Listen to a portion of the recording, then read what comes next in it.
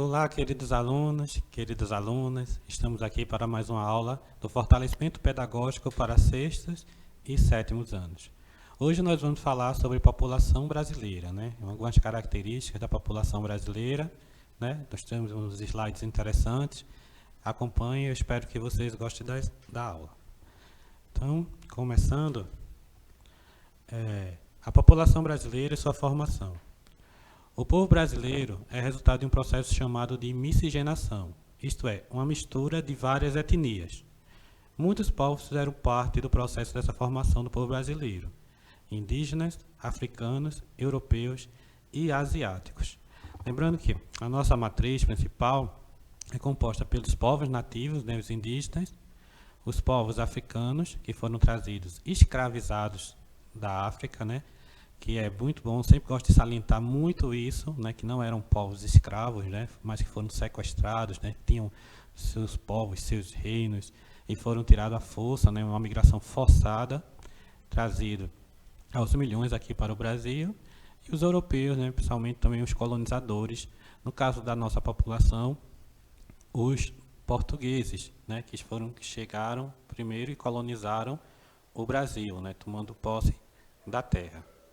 Então, esses três povos, mais povos asiáticos e outros que nós vamos ver, formam, mas tendo a principal matriz, os povos indígenas, africanos e europeus. A, a diversidade cultural do Brasil. Nós recebemos de portugueses a maior parte da nossa herança cultural, a miscigenação com povos indígenas e povos africanos de 1500 a 1808. Ou seja, por 3 séculos, eram os únicos europeus que entravam livremente no Brasil. E a história da imigração portuguesa no Brasil confunde-se com a nossa própria história, né? Então, até esse período lá de 1808, né, na abertura dos povos,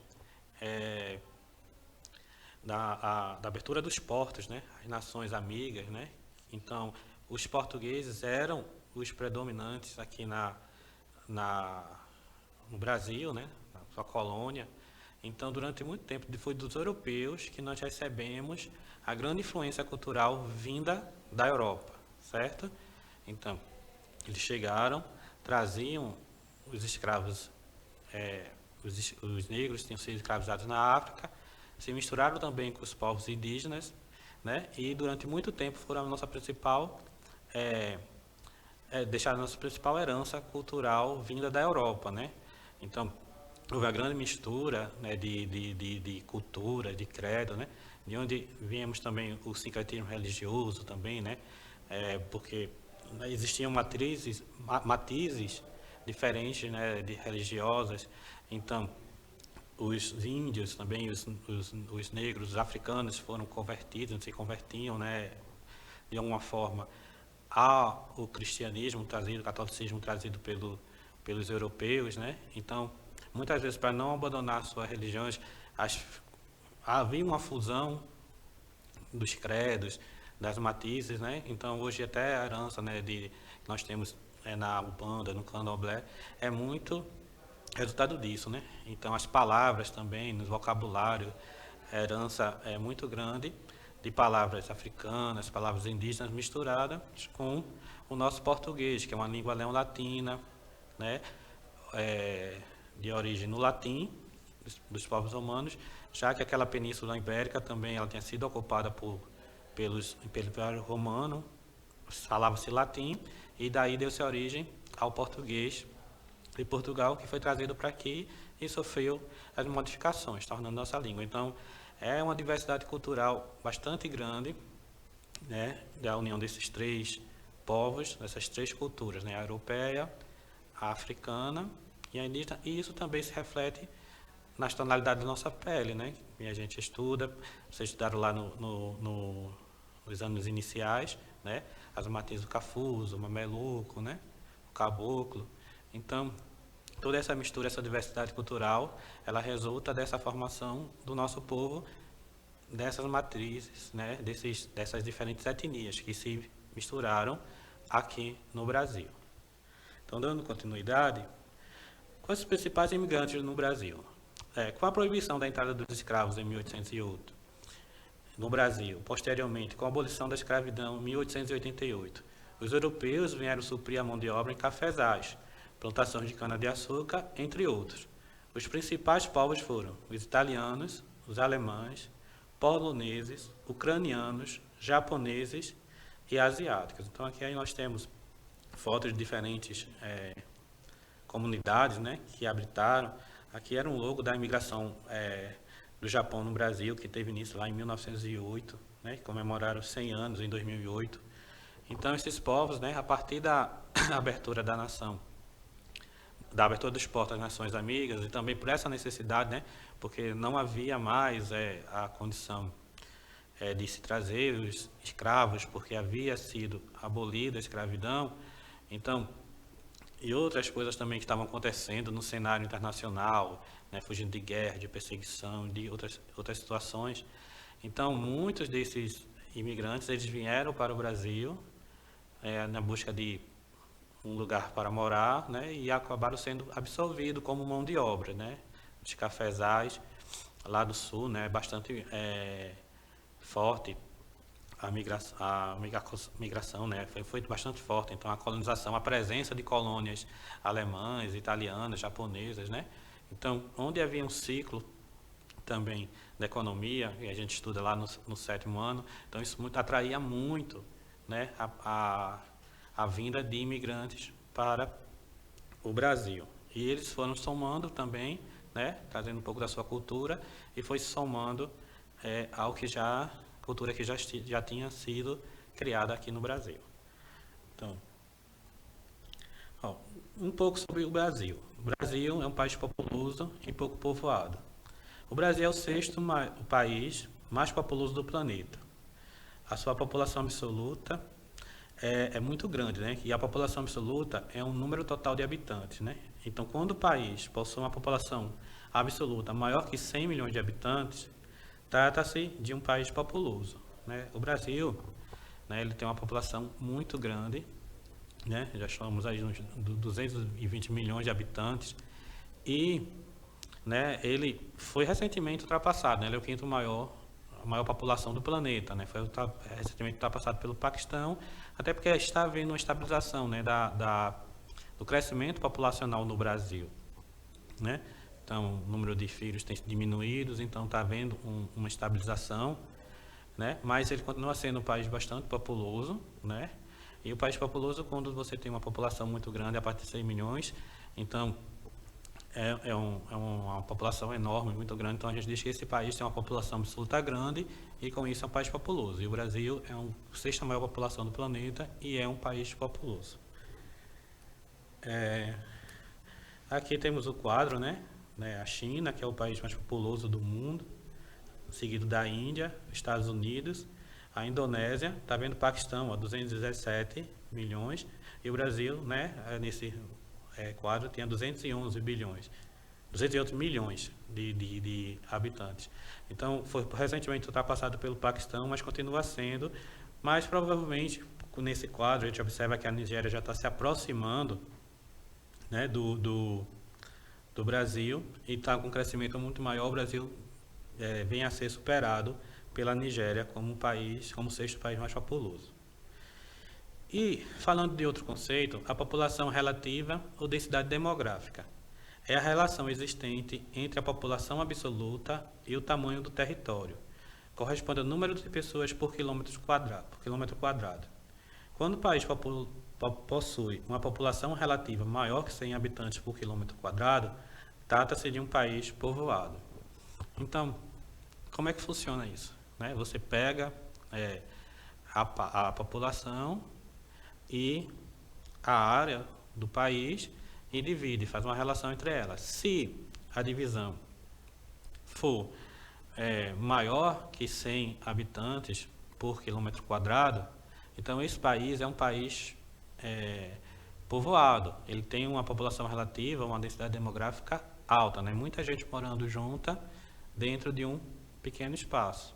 Se for menor, então é um país pouco povoado, uma densidade demográfica baixa, a população relativa baixa, né? Porém, a gente tem que analisar de certa forma que a distribuição da população no país, ela não se dá de maneira igual por todo o território, né? Ela pode variar. Tem regiões, como a gente vai ver agora mais na frente, que há uma densidade demográfica maior, né? Onde há uma concentração populacional naquela área, por algum motivo específico, porque lá é melhor de se morar, por conta do desenvolvimento da economia, pela questão física mesmo, da geografia física, presença de rios, né? Um clima mais ameno. Então, em outros lugares, nós podemos ter grandes vazios demográficos também, pela dificuldade de fixação da população, pela distância geográfica também dos grandes centros. Então, a população ela não está distribuída de maneira igual, né? Então, a gente vai ver que o Brasil, no geral, né, quando você divide, né, faz a relação entre a população brasileira, o número da população e o território brasileiro, ele vai ser um país pouco povoado. Por quê? Embora tenha uma população absoluta grande, seja um país povoado, como a gente viu, o Brasil tem dimensões muito grandes, é um país de dimensões continentais. E quando se faz a relação, a gente vê que por quilômetro quadrado, né, no geral, a população brasileira tem poucos habitantes por quilômetro quadrado, tem menos de 100 habitantes, então é uma população, um país pouco povoado. A densidade demográfica, ou a população relativa, como a gente chama, é baixa nesse sentido. Mas a gente vai ver isso no quadro aqui mais à frente, com as imagens. Ó, Brasil, um país populoso e pouco povoado. O Brasil é um país populoso e possui uma população absoluta maior que 100 milhões de habitantes. Porém, é pouco povoado, pois sua população relativa é cerca de 24 habitantes por quilômetro quadrado. Então, veja, a população do Brasil é enorme, 100 milhões mais de 100 milhões, 211 milhões no quadro que tinha, já caminhando para 220 milhões. Mas quando você divide esse número da população pelo território brasileiro, que é muito grande, e nós vamos ter 24 habitantes por quilômetro quadrado. Então, isso é uma população relativa baixa. Então, o país é um país populoso, mas, ao mesmo tempo, é um país pouco povoado, né? Por conta desse motivo, a distribuição da população pelo território brasileiro, ela é influenciada por fatores naturais e econômicos, que podem ser permissivos, que são fatores atrativos, ou restritivos, que são repulsivos. Então, a população brasileira ela não está bem distribuída pelo território, e a maior parte da população encontra-se na faixa litorânea.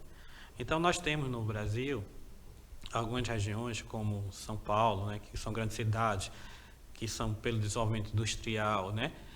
As capitais, muitas localizadas ali na região litorânea, são as grandes cidades, os grandes centros, elas têm uma população relativa mais alta, né? Grande concentração de pessoas que vão à procura de emprego, de melhores condições de vida.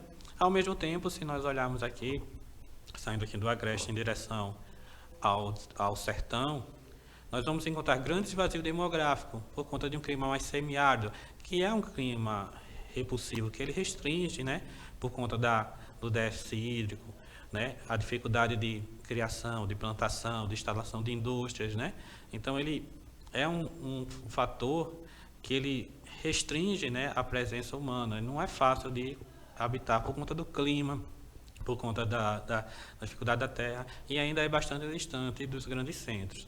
Então, quando você encontra uma condição favorável, um fator atrativo, próximo à região litorânea, junto ao grande comércio mundial, né, com portos, aeroportos, com toda a infraestrutura, também com grande desenvolvimento industrial, com questões, né, de climas mais favoráveis, com reservas, né, naturais boas, né, lugar boas também para cultivo, plantação. Então, todas essas questões, elas são questões atrativas, né, que trazem a população em busca daquela região para habitar, né, porque é mais favorável. Então, outro fator restritivo que nós podemos citar, que nós vamos ver mais aqui na frente, a questão da presença de floresta, a presença de montanhas, né, de lugares com climas mais ríspidos, mais rigorosos, né, que não permitem a fixação humana.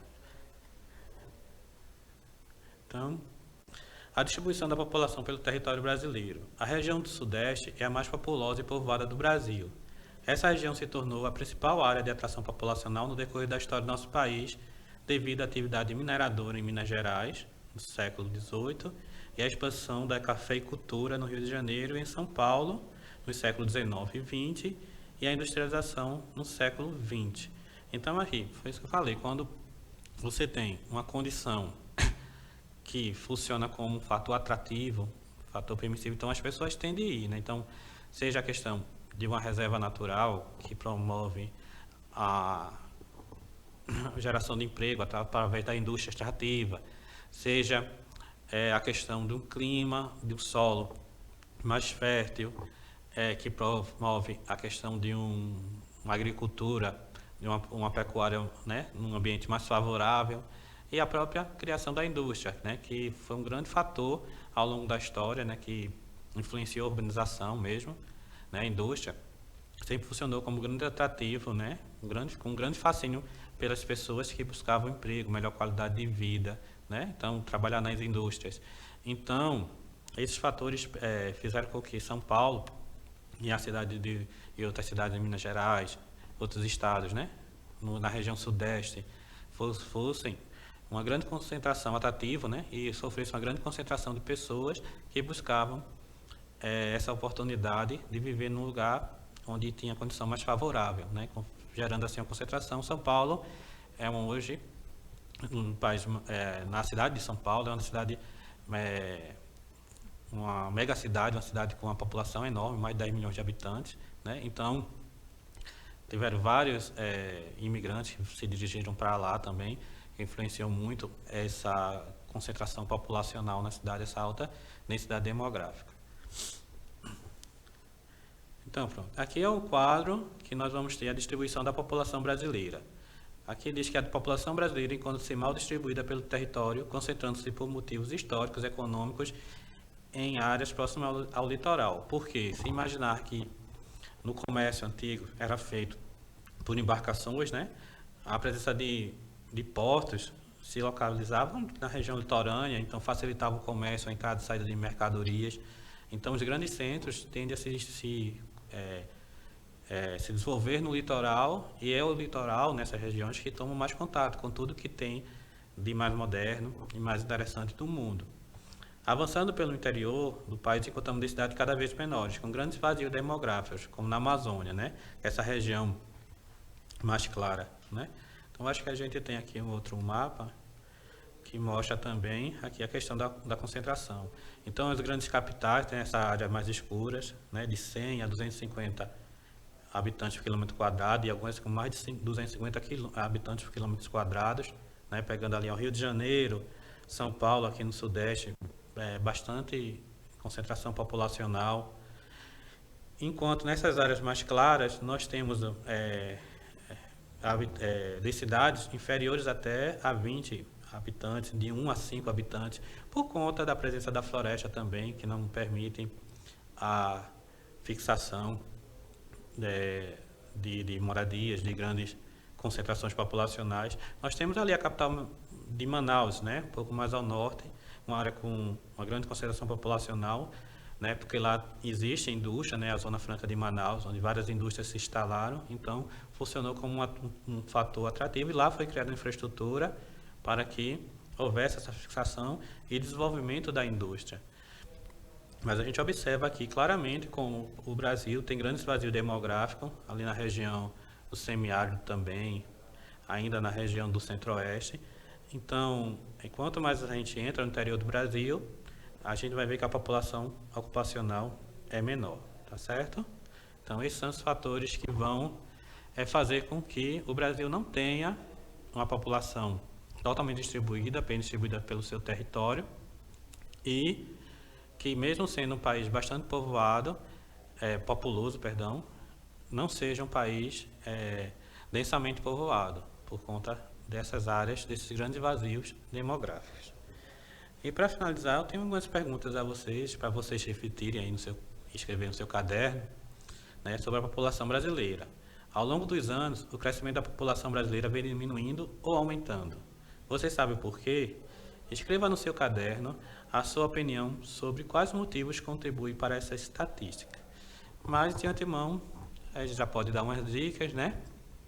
Sobre aquecimento, eu já falei, né, que vem entrando em declínio, muito em condição das novas condições, né, socioeconômicas do Brasil, né?